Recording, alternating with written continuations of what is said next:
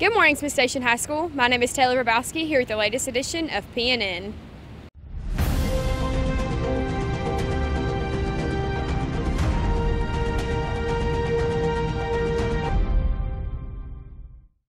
Please stand for the Pledge of Allegiance. Attention, salute, pledge. I pledge allegiance to the flag of the United States of America and to the republic for which it stands, one nation, under God, indivisible, for liberty and justice for all. Sophomore class officers and representative applications can be picked up in Ms. Homberger's, Ms. Hackney's, or Ms. Kinney's room. Applications are due August 20th. If you are interested in being in the art club, see Ms. Chase or Mr. Weathers for an application.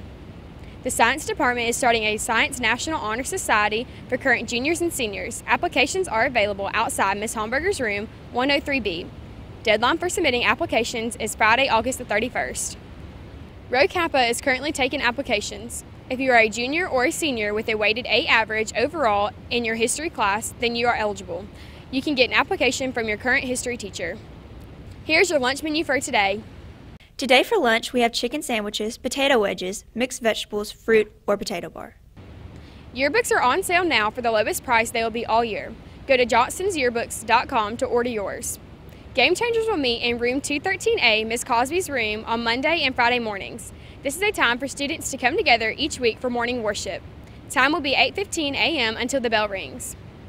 Junior class dues are $60. This covers fees for junior and senior prom. These should be paid by Friday, November 16th to receive a class t-shirt. Prom will be April 6th. Now hear your birthday shout-outs. If you see these people in the hall, please wish them a very happy birthday. We sing happy birthday to you, and may all your dreams come true. Happy, happy birthday. Here's Avery with more information on a project that took place at the softball fields over summer. Austin Elliott chose his Eagle Scout project to remodel our softball fields and facilities. Here's more on what all he accomplished. What influenced you to start this project? I am a scout, so I needed an Eagle project. I was in my first period class with Coach Nelson, and I was just talking about how that I'm so close to finishing. I just need to find a project, and he recommended doing something for the football team, but said, why don't we do something for softball, because it gets a little bit less of tension, basically. Why did you choose the softball fields? Because why do anything else? I love my school. Let's do it with the school. Softballs was just first pick. Tell us about all the work you did. Let's start off with the price. It was $3,956. I forget the last two numbers. It was a lot. I had to raise all that from people, like friends and family, from businesses. I had to go up and ask. I had to ask for actual things like plants and stuff. So I got 80 plants donated at cheap, basically. I got them at price. I donated about 15 of them to the softball so they could do their service project. I planted 70 of them, and I had to put the topsoil out. I had to dig another hole to plant a Japanese maple, put the topsoil, build a tree box, put the mulch. Then I took two drawings that I had drawn up. One was a softball logo that I created for the softball team. I put it onto a vinyl sticker that put it onto the wall, and then I put the train tracks that says Panther Softball onto the other wall. Thank you for everything you've done. This has been Avery Carpenter, PNN. We have a lot of new teachers here this year, so it's hard to get to know them all. Here's Marissa with a teacher spotlight on Mr. Berger. We had the chance to talk to Mr. Berger about his new job here. Here's what he had to say. What made you want to teach? I just wanted to inspire students to reach for high goals, and I get a lot of satisfaction with helping students build their self-esteem, and as well as I think it's important as adults to prepare students for the next level in adult life, so that's why I became a teacher. What are you most excited for this year? It seems like I have great students and there's great colleagues, so there's a lot of support in that area. There's a lot of resources, so it's going to help my classroom be a lot more efficient, so I just look forward to it, and I think it's going to be a great year. Out of all the subjects, why did you choose history? I just love history, and I respect it, and I just want to share it with my students, and I really think it helps people become more sympathetic and objective humans, so and I think it's important for society, so that's why I wanted to teach history.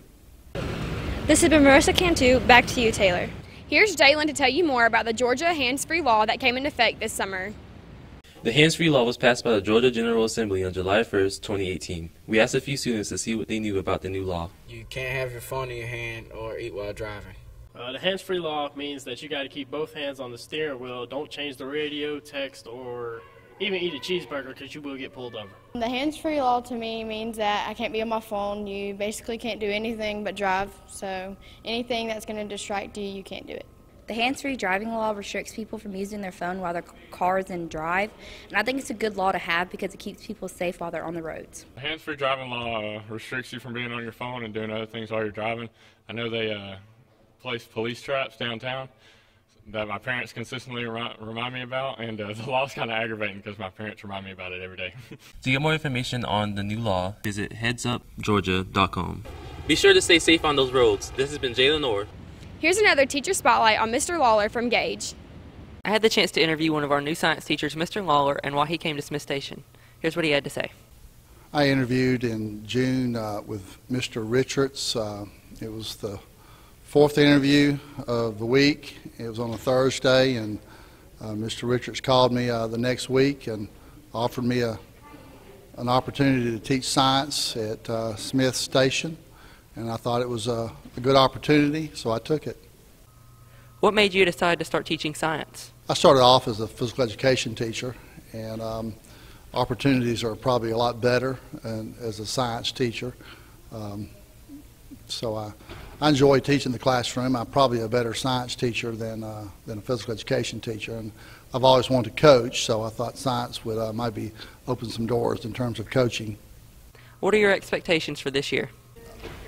I teach physical science, 4 classes of physical science and 2 classes of forensics, and I've always tried to help prepare students for chemistry and physics and to be successful on their next science course that they take.